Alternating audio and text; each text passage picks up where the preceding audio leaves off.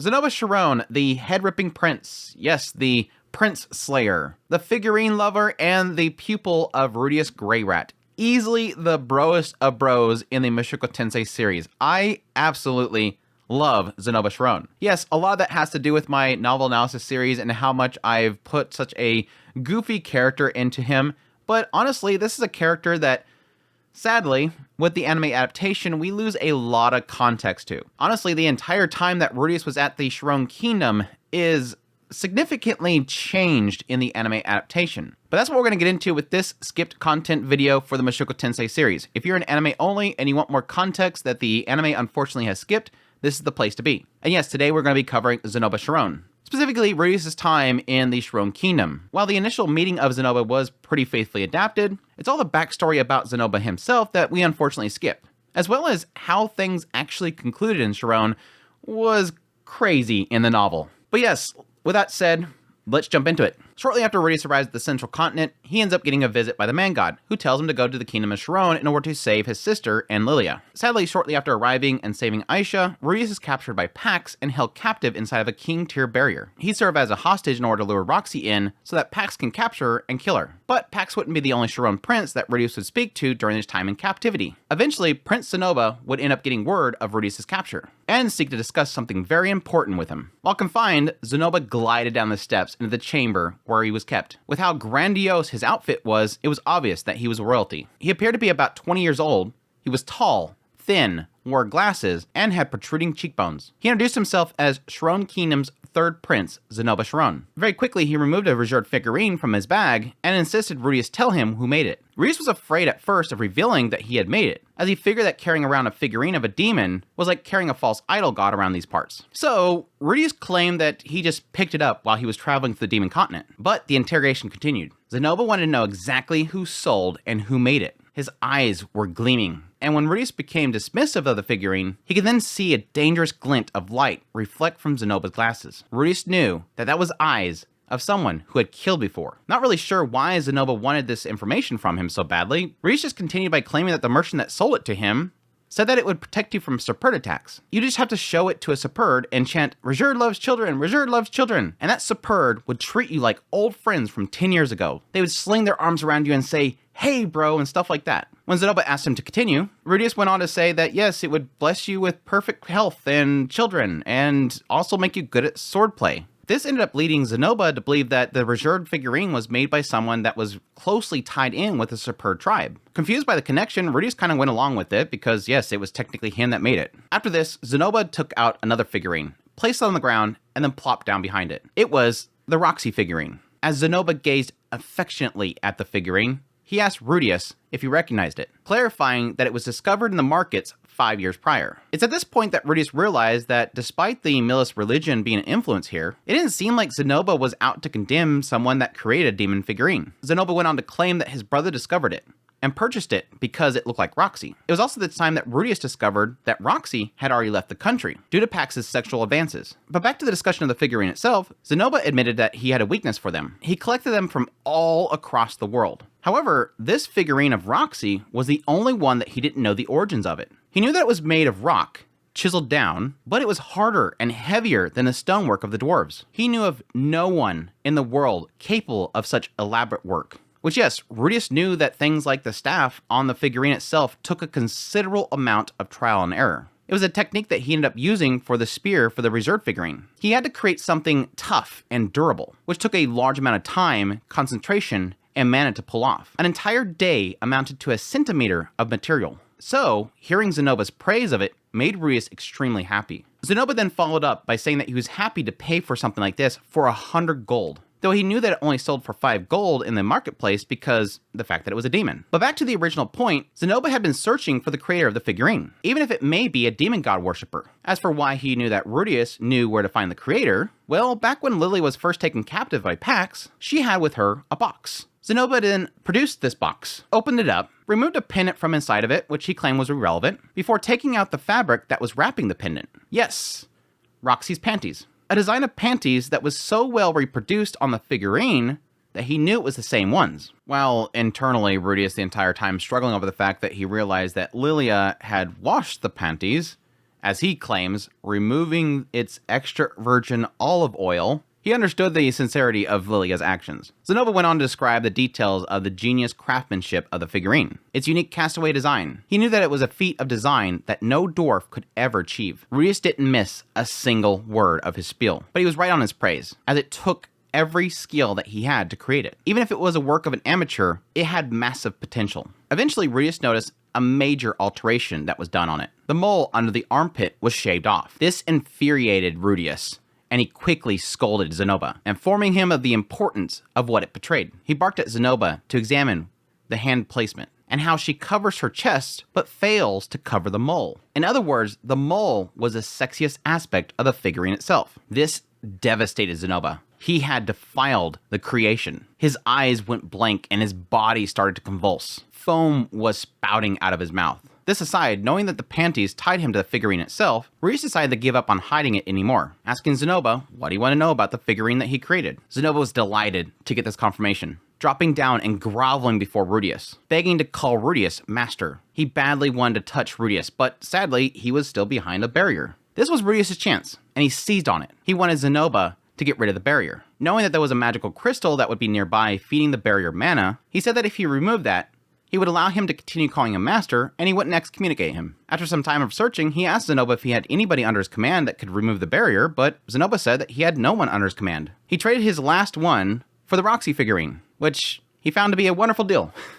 After nearly busting through the ceiling itself, Zanoba finally inquired Rudeus on who actually trapped him there, which Rudeus claimed it was Pax. Which yes, Zanoba had heard something about that from Ginger, but he was too busy with his figurines that he didn't really get the details. Rudeus figured that Ginger had her own issues with Pax and was working on actually getting Zanoba to meet Rudeus. Even if Rudeus couldn't figure out why she'd aimed to have him meet somebody that, honestly, he found undependable. Then finally, Zanoba spoke up. So master, that means I just have to do something about Pax, right? Which Rudeus said, yeah, that would do the trick. Zanoba thought for a moment, then asked Rudeus to wait patiently with an excited voice. Despite Rudeus asking him to consult Ginger or himself on what he was planning on doing, Zanoba just laughed, saying that he would handle everything before walking off. It's at this point that we find out who Zanoba Shirone actually is, despite the fact that Rudeus doesn't find out about this until later. There was once a child that was born into the world with an abnormality. The word abnormality probably makes you think of a physical condition, but most children like this looked normal by all accounts. The opposite was in fact true. The only thing normal about him was his appearances. This child possessed a unique ability when he was born. You see, there are children who could run abnormally fast, had superhuman strength, had enhanced hearing, had a body lighter than a feather, or were conversely incredibly heavy, could freeze anything they touched, could breathe fire, had poison-tipped fingers, could teleport short distances, could shoot laser beams from their eyes, could nullify any and every poison, could spend an entire day awake without feeling tired, or could have sex with hundreds of women at the same time without going soft. Such a child, who was possessing superhuman abilities when they were born, were called blessed children. If they possessed an ability that wasn't particularly useful, or was unfavorable, then they would be deemed a cursed child. But we'll leave that aside for now. Now that we've taken account of the existence of blessed children, let's talk about the Shirone Royal Palace. Currently, there were 7 princes in the palace. The oldest was 32, and the youngest was, well, the youngest didn't really matter. In this country, when a prince was born, he was put in command of a number of imperial guards. The guards under the prince's command would be his eyes and ears, so to speak, and would teach him how to influence people. If he played his cards right, the number of guards would increase, and if he did something bad, they would decrease. When the king passed away, the prince with the most guards under his command would inherit the throne. That was the tradition of this country. The more guards you had under your command, the more power you wielded. Under this system, the person with the most guards under his command was the first prince. He was aware of his position as the eldest, and while he was a bit arrogant, he still conducted himself in a way that was appropriate as a member of the royal family. As a result, he had nearly 30 guards under his command. So who was it the one that had the fewest under his command? Was it the one that was scorned by the soldiers, the 7th Prince Pax Shirone? It was true that he had few guards under his command. At the moment, he only had 3. At one point, it dwindled down to 1. But Pax acquired a contact with a lawless area where a slave market was held, and it increased his number by 1. Pax didn't have any guards, but there was someone who had fewer than him. That was the 3rd prince, Zanoba Shirone. He had exactly 0 people under his command. He didn't even have a single guard. Just a few years prior, he had Ginger, the 12th strongest knight in the kingdom, under his command, but even she, the last of his guard, was traded away to Pax for a certain figurine. Ginger had tried to submit her resignation, but Pax took her family hostage in a panic, forcing her to grudgingly become the third member of his guard. Now then, about third prince Zanoba Shirone. He was actually a blessed child, born with superhuman ability, which made him unusually strong. Although his power was not incredibly exceptional one, the king still rejoiced that he was born. For this blessed child would be a great help to his country's future, considering the conflict zone was just to the north of the kingdom. The birth of anyone whose strength could be used in battle called the people to throw their hands up in celebration. Zanoba's birth mother was a concubine, but his birth came as a joy to her, an assurance that she had fulfilled her role. The day when the hands raised in joy came falling down was just 3 years after Zanoba's birth, when the fourth prince was born. Fourth numerically, but the firstborn to the crown queen. The child was treated like a precious jewel, eliciting joy from all as a party was thrown in celebration. In the midst of that party, the 3-year-old Zanoba shuffled up to where his brother was sprawled out on his bed. He reached out, touched his brother, and said, "How cute," and "You're just like a doll." Everyone smiled as they listened. Zanoba was very fond of dolls, so it warmed their hearts that he likened his brother to his favorite thing. But then, Zanoba tore off his little brother's head as if it were a doll, and the party erupted in a pandemonium of screams. The king and his queen was driven mad, condemning Zanoba's mother to exile. Zanoba remained in the country, in part because he was still young,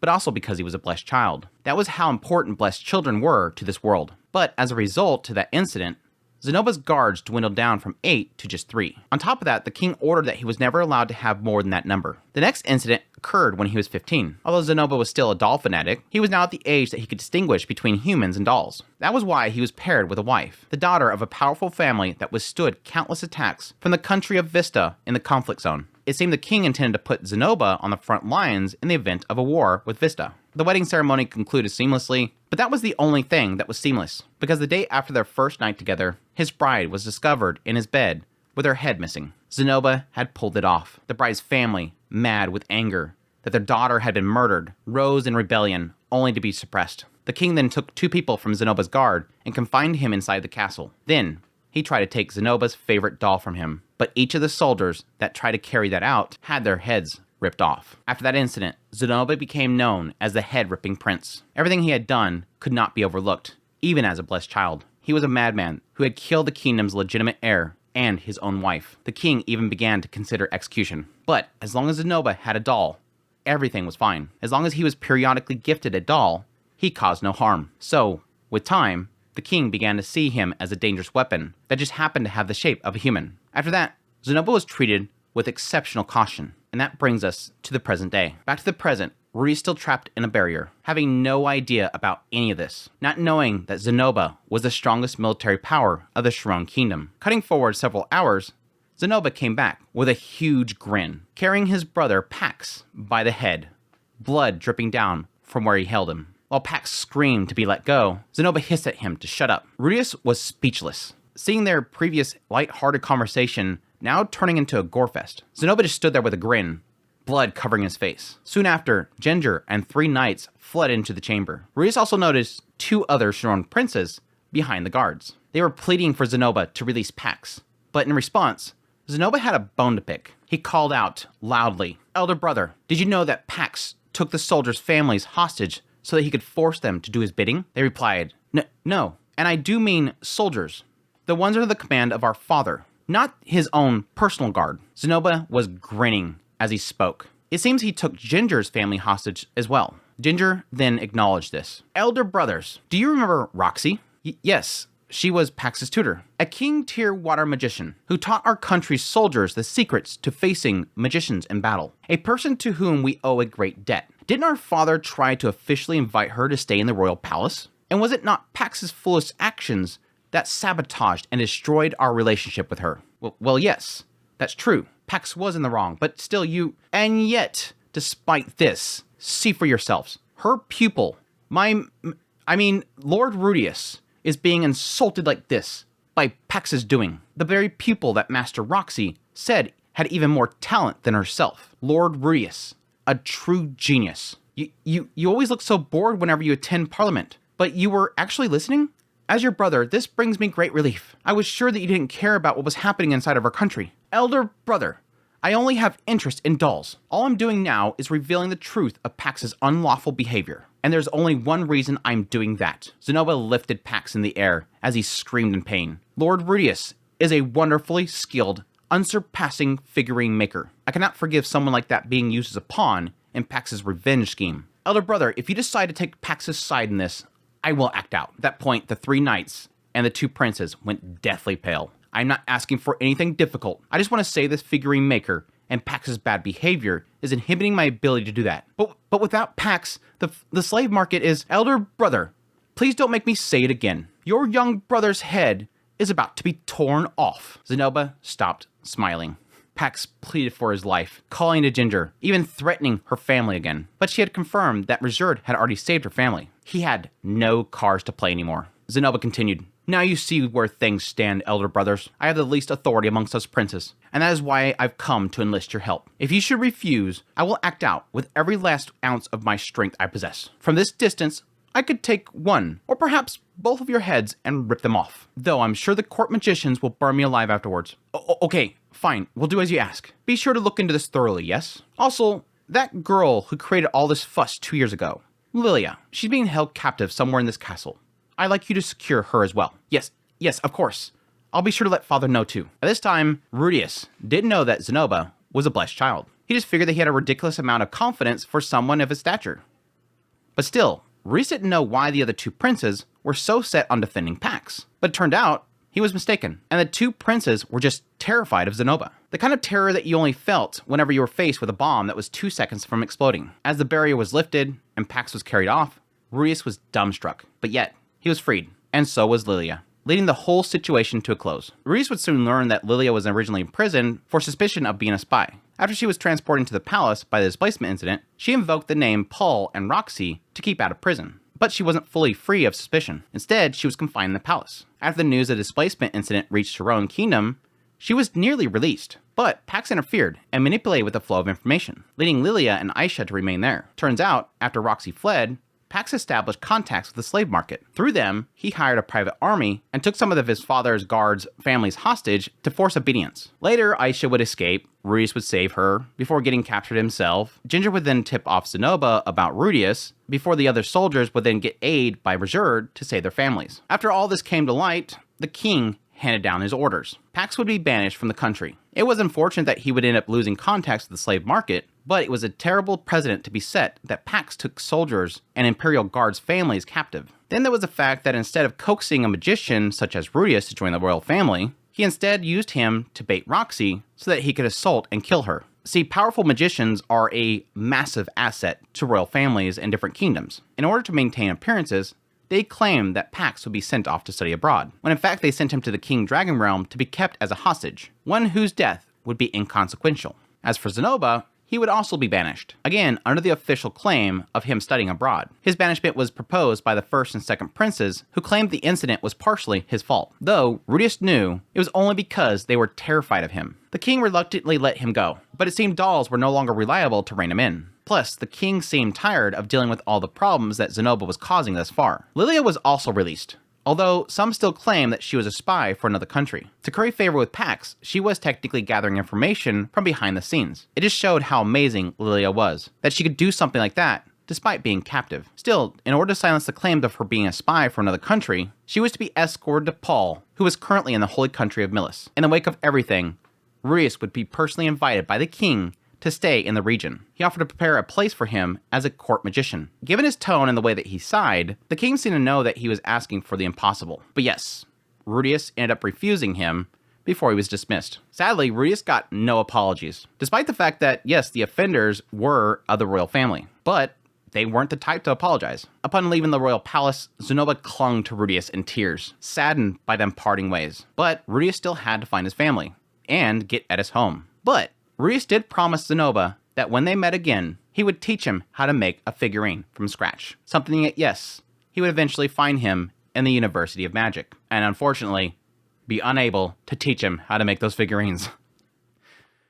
And that is Zanoba Shirone, the true story of Zanoba Shirone, at least what the anime has skipped so far. Like I said before, I absolutely adore Zanoba, and it was so cool because I watched the anime first and seen that whole sequence play out.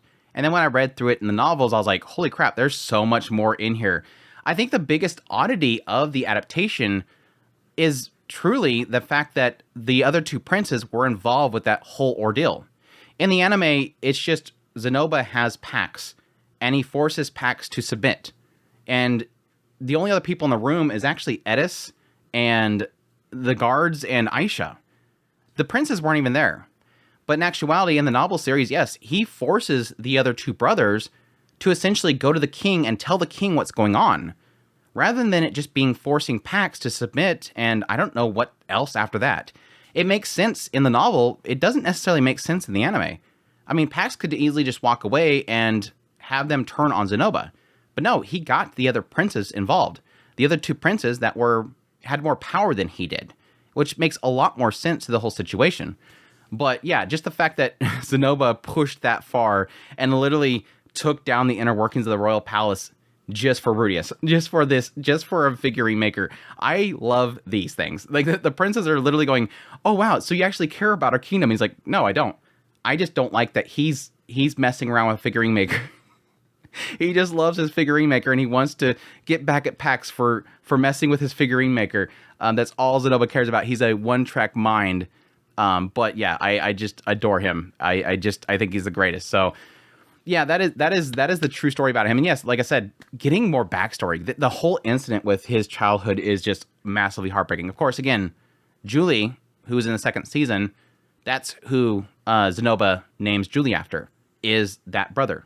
The brother that was born, literally the first true prince of the kingdom, that he unfortunately just touched and broke him. And it's just so sad that that is something that technically weighs on his mind. That's why he names Julie Julie, is because it's sort of a replacement there. He is actually heartbroken over the situation. But yeah, just that continued tragedy that goes throughout his entire life.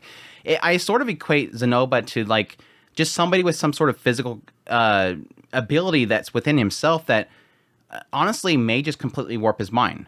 There's like this constant question mark of how much Zanoba actually truly does regret what happens, how much of it is in his own powers, or if it's just somebody that doesn't really think things through, has a very single track mind, but damages people around him to the point where he's feared and isolated. He is truly an interesting character study that I just can't get enough of. The more I read into Zanoba, the more he interacts with Rudeus, the more he interacts with those around him, Julie, whatnot. He's easily the character that I'm most intrigued by with where the writer is taking his character. It fascinates me because he's the most unlike a normal person in how they think about things, because he's so centered around these cute things, these dolls, these structures and stuff that becomes his fascination. But anyways, that is Zanoba Shirone. Hope you guys enjoy this video. As always, if you did, make sure that like button down below, comment, let me know what you think of Zanoba Shirone. Do you like him? Do you not? Let me know in the comments down below. Additionally, if you're new to the channel, make sure that subscribe button to get my content. I do news, reviews, first impressions, top list if it's anime is premature. Additionally, I do a skip content video every Sunday, along with Mushoku Mondays, where I'm going through the novel series that's beyond the anime. But this is for the anime onlys. That's for the non-anime onlys. I do one for both.